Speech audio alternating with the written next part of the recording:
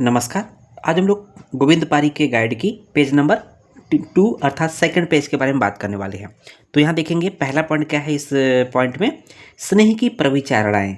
तो सबसे पहले हम लोग को समझना है कि स्नेह की परिचारणा का क्या अर्थ होता है। तो स्नेह की परिचारणा, जैसा कि हम लोग जानते हैं, किसी व्यक्ति को स्नेहपान कराना है, स्नेहन कराना है, तो हर व्यक्ति को डायरेक्ट हम स्नेहपान नहीं करा सकते।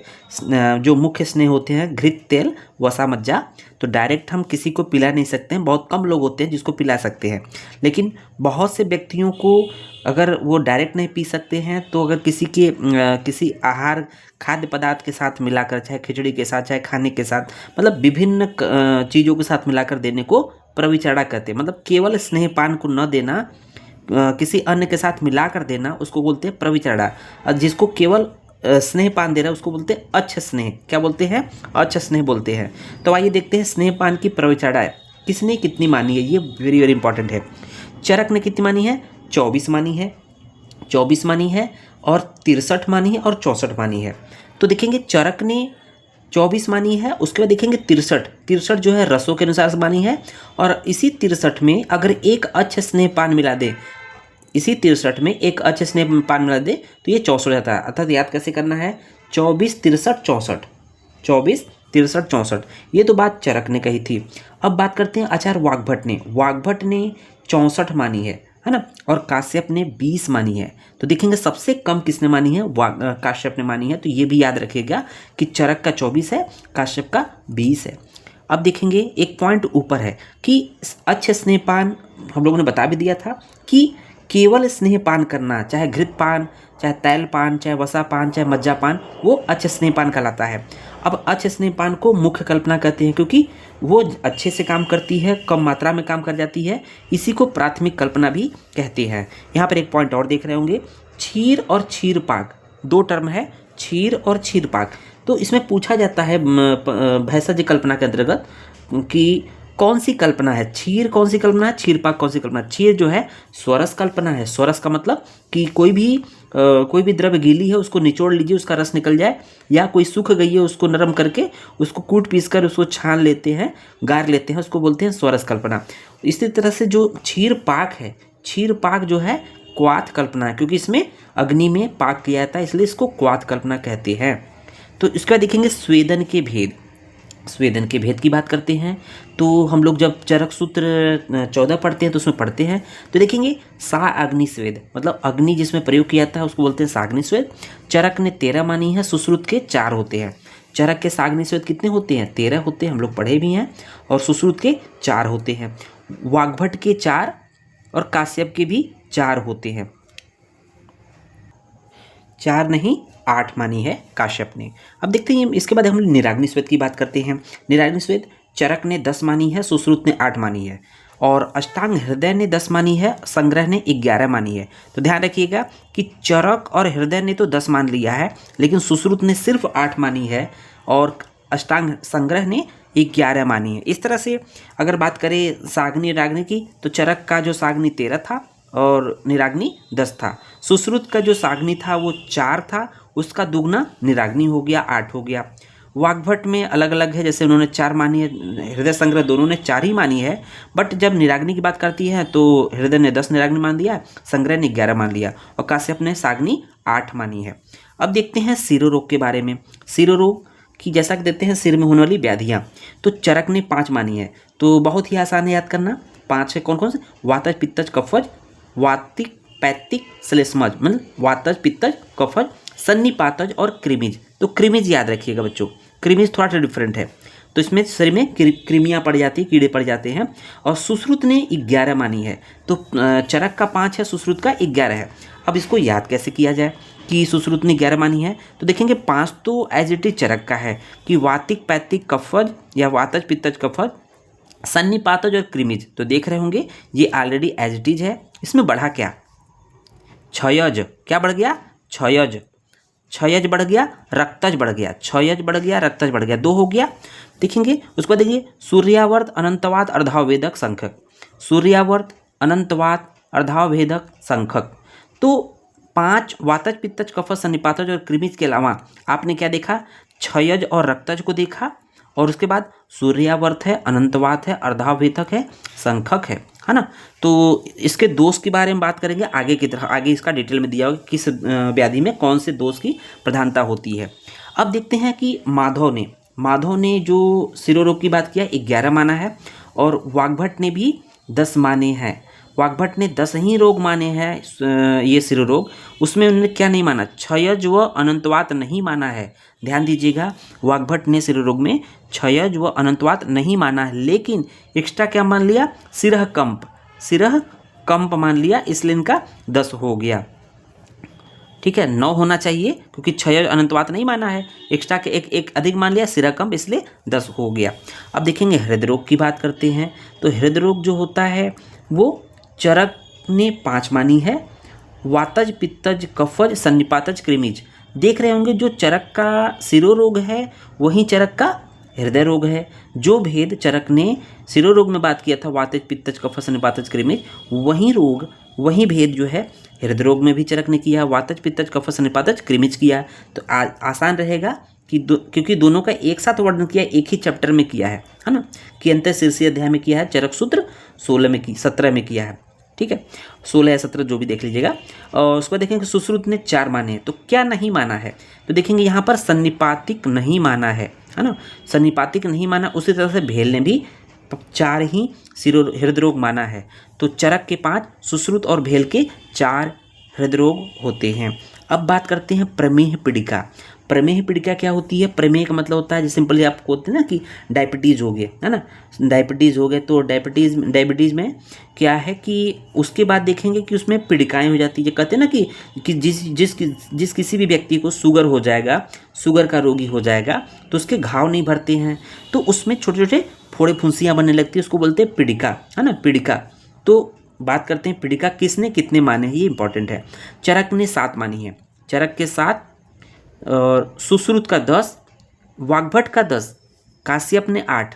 तो कैसे याद करेंगे, एक सीक्वेंस है, चरक का 7 है, काश्यप का 8 है, और भोज का 9 है, और सुश्रुत और वाग्भट का 10 है। तो कैसे याद करेंगे, चरक का 7 जिसमें देखेंगे कफज 3 होते हैं, पित्तज 4 होते हैं, ये 7 हो गए, और देखेंगे 8 काश्यप ने मानी है, तो इसका मतलब चरक से 1 एक्स्ट्रा मान लिया।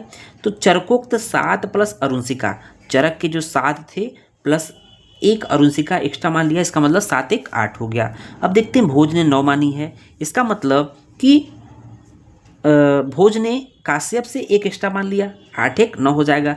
तो यहाँ पर कुलत्थिका भी माना है, कुलत्थिका एक्स्ट्रा मान लिया है, विनिता नहीं माना, कुलत्थिका मान लिया, विनिता नहीं माना है। अब देखेंगे सुश्रुत और वाग्भट ने 10 मानी है, इसको हम लोग डिटेल में भी बात करेंगे। अब देख रहे होंगे शोथ के उपद्रव, जब बॉडी में एडिमा हो जाए तो उसकी वजह से क्या क्या दिक्कतें होती है, शोथ के उपद्रव की बात करते हैं। तो चरक ने 7 माने हैं, सुश्रुत ने 9 माने हैं। संख्या इंपॉर्टेंट है बच्चों, एज इट इज प्रश्न पूछता है। तो चरक ने शोथ के उपद्रव 7 माने हैं, सुश्रुत ने 9 माने हैं।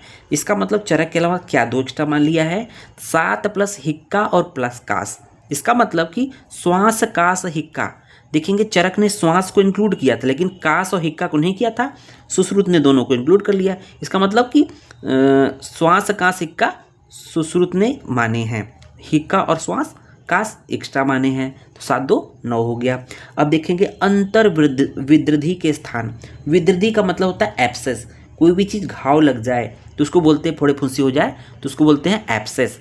तो देखेंगे विद्रधि के स्थान की बात करते हैं।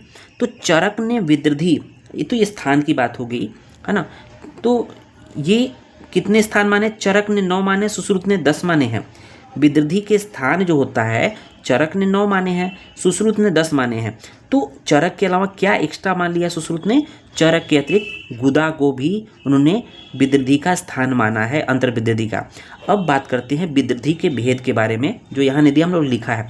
चरक ने विद्रधि के 2 भेद माने हैं, बाह्य और आभ्यंतर, मतलब जो शरीर के बाहर होती है, कुछ शरीर के अंदर होती है। बाह्य विद्रधि जो होती है, देखेंगे सुश्रुत ने बाह्य विद्रधि के 6 भेद माने हैं। कितने माने हैं, 6 भेद माने हैं। अब देखेंगे अग्रय द्रव्य, हमने सुना होगा ना अग्रय प्रकरण में अग्रय द्रव्य, तो तो अग्र द्रव्य की बात करते हैं, चरक ने 152 अग्र द्रव्यों की बात किया है। अष्टांग संग्रह ने 155 किया है और अष्टांग हृदय ने मात्र 55 अग्र द्रव्यों का वर्णन किया है। अग्र द्रव्य का मतलब होता है जो अपने ग्रुप में श्रेष्ठ हो, है ना, जो अपने ग्रुप में श्रेष्ठ हो उसको अग्र द्रव्य बोलते हैं। जैसे एग्जाम्पल हम देते हैं कि हरितकी पथ्या नाम, आम्लकी वयस्थापना नाम। इसका मतलब कि हरितकी जो होता है सभी पथ्य द्रव्यों में श्रेष्ठ होता है, आम्लकी जो होती है वयस्थापन द्रव्यों में सभी द्रव्यों में श्रेष्ठ होती है। अगर बात करें मछलियों में सबसे श्रेष्ठ कौन होती है, तो वहाँ पर रोहू मछली या रोहित मछली श्रेष्ठ होती है, तो वहाँ पर हम लोग पढ़ेंगे। अब बात करते हैं कि कल्पनाएं के बारे में, है ना। कल्पनाएं कितनी होती हैं, मतलब प्रिपरेशंस कितने होते हैं। तो यथापूर्व बलवान होती है। यथापूर्व मतलब जो पहले वाली होगी वो सबसे ज़्यादा मजबूत बलवान होती है। तो इसके बारे में बोला गया है। चरक ने कल्पना 5 बोली है। स्वरस, कल्प, कल्क, श्रित, शीत, फांट। स्वरस मीन्स कि किसी भी द्रव्य को कूट पीस कर उसके रस को निकालना स्वरस कहते हैं। कल्क का मतलब होता है किसी द्रव्य को चटनी बनाना पीस कर, उसको बोलते हैं कल्क। श्रित का मतलब होता है कि उसको क्वाथ बनाना, और शीत का मतलब भी कुछ इसी तरह से है, उसको गर्म करके उसको उतार कर उसमें औषधि डाल देना, ठंडे होने पर औषधि डालना, उसको छान लेना, ये शीत कल्पना है। फांट का मतलब होता है कि काढ़ा बनाना। तो इस तरह से उन लोगों ने बोला है। तो चरक ने 5 स्वरस, कल्क, श्रित, शीत, फांट, तो यही 5 संख्या चरक के अलावा वाग्भट ने भी मानी है, शारंगधर ने भी मानी है। अब बात करते हैं सुश्रुत की। सुश्रुत ने वेरी वेरी इंपॉर्टेंट है कि जो कल्पना 5 की जगह 6 मानी है। इसका मतलब 5 चरकोक्त स्वरस, कल्क, श्रित, शीत, फांट के अलावा क्षीर कल्पना एक्स्ट्रा मान लिया। तो पूछा जाता है क्षीर कल्पना किसकी देन है, सुश्रुत की देन है। इसका मतलब चरक, वाग्भट, शारंगधर ने 5 कल्पनाएं मानी है, सुश्रुत ने 6 कल्पना मानी है, चरकोक्त 5 प्लस क्षीर कल्पना। काश्यप ने 7 कल्पना मान दी है। कौन कौन से, चरकोक्त 5 अर्थात चरक के 5 प्लस चूड़ प्लस अभिशव, चूड़ प्लस अभिशव अर्थात मध्य कल्पना। अभिशव को क्या बोलते हैं, मध्य, मध्य मतलब शराब को बनाने को मध्य।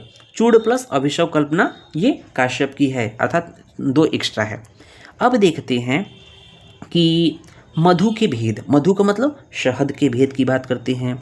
तो देखेंगे चरक ने 4 शहद के भेद बोले हैं।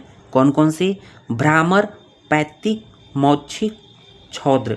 भ्रामर, पौत्तिक, माच्छिक, छौद्र, एज इट इज याद करना है बच्चों। भ्रामर मतलब भ्रम से, भौरे से संबंधित है। पौत्तिक मतलब पित्त से संबंधित है। माच्छिक मतलब मक्खी से संबंधित है। छौद्र मतलब छौद्र तो है ही। तो देखेंगे भ्रामर जो होता है श्वेत वर्ण का होता है, पौत्तिक जो होता है घृत वर्ण का होता है, माच्छिक जो होता है तैल वर्ण का होता है, छौद्र जो है कपिल वर्ण का होता है। तो इसको हम लोग बाद में डिटेल में पढ़ेंगे, है ना। तो देखेंगे कि यहाँ पर कुछ पॉइंट दिए हैं। सुश्रुत भाव प्रकाश ने जो छत्र और दाल को प्रमेय नाशक बोला गया है ना। अब देखेंगे यहाँ तो मधु के 4 भेद चरक ने माने थे, लेकिन सुश्रुत ने 8 माने हैं। कौन कौन से, चरकोक्त 4 प्लस दाल, आर्ध्य और दालक, छात्र, 4 एक्स्ट्रा मान लिया है। जब पूछे मध्य के भेद, मतलब मधु के भेद, शहद के भेद, चरक के 4, सुश्रुत के 8, तो 4 एक्स्ट्रा क्या मान लिया है, दाल, आर्ध्य और दालक, छात्र। अब यहाँ पर देखेंगे 1-2 पॉइंट है, दाल और छत्रक, छात्र। तो दाल और छात्र को सुश्रुत भाव प्रकाश ने प्रमेह नाशक माना है, मीन्स कि डायबिटीज को ठीक करने में बहुत उपयोगी होता है। अब देखेंगे भाव प्रकाश ने क्या बोला है, छौद्र जाति का मधु विशेष रूप से प्रमेह नाशक होता है। छौद्र जाति का मधु, ये जो छौद्र जाति का मधु है विशेष रूप से प्रमेह नाशक होती है। अब देखेंगे उसके बाद है कि मधु को चरक ने क्या बोला है, संधान, छेदन। तो चरक ने मधु के जो गुण बताए हैं, संधान करता है। संधान का मतलब होता है जोड़ने काम करता है। देखते हैं पहले के समय में जब हड्डियां टूट जाती थी तो वहाँ पर शहद लगाकर उस पर पट्टी बांध देते थे, मतलब कि जोड़ने का काम करता है।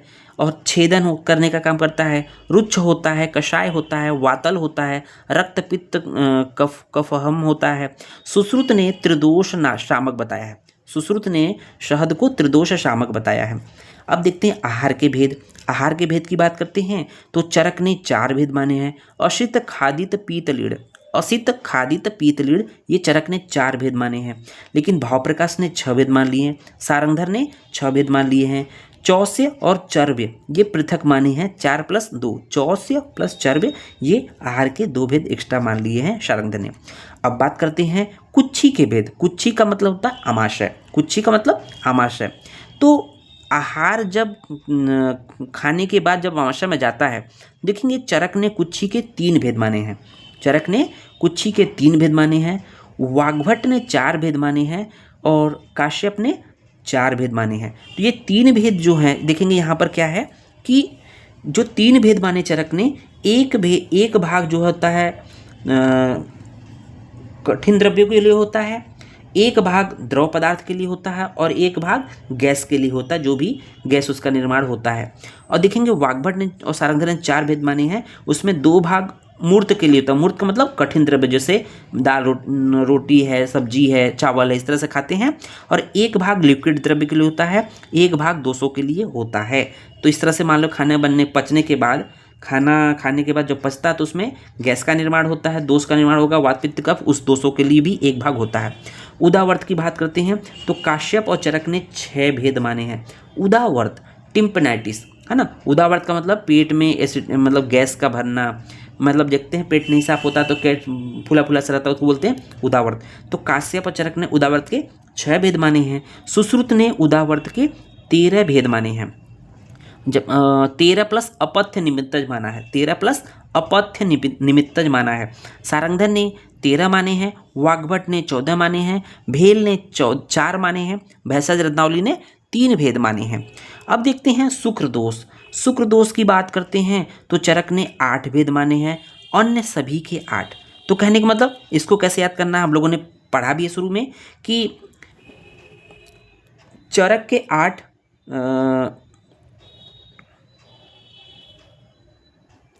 तो देख रहे होंगे कि शुक्र के भेद की बात करते हैं। चरक ने 8 माने हैं, सुश्रुत ने 11 माने हैं, भेल ने 7 माने हैं।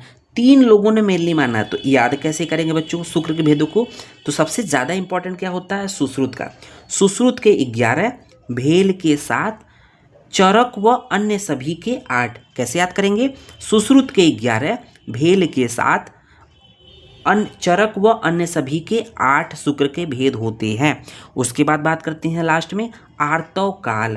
आर्तव काल को क्या बोलते हैं? रजस्राव काल। देखते हैं जब पीरियड आता है तो शुरू के 3 दिन जो ब्लीडिंग होती है उसको बोलते हैं आर्तव काल या रजस्राव काल। तो चरक ने कितने दिन का माना है ये रजस्राव काल, कितने दिन तक ब्लीडिंग होती है पीरियड के दौरान? देखेंगे चरक ने 5 रात्रि माना है, सुश्रुत ने 3 दिन माना है, वाग्भट ने 3 दिन माना है। मतलब अगर 3 दिन की बात करें तो सुश्रुत, वाग्भट, माधव, सुश्रुत, वाग्भट, माधव ने 3 दिन माने हैं। इसका मतलब 3 दिन तक ब्लीडिंग होती है, आर्तवकाल या रजस्राव काल होता है। जबकि चरक के 5 रात्रि है या 5 दिन की बात करते हैं। भेल हारित ने 7 दिन माना है और मॉडर्न में आधुनिक विज्ञान में 3 से 5 दिन माना है। तो याद कैसे करेंगे बच्चों कि आर्तवकाल को सुश्रुत, वाग्भट, माधव के 3 दिन, चरक के 5 दिन, हारित, भेल के 7 दिन और आधुनिक में 3 से 5 दिन होता है।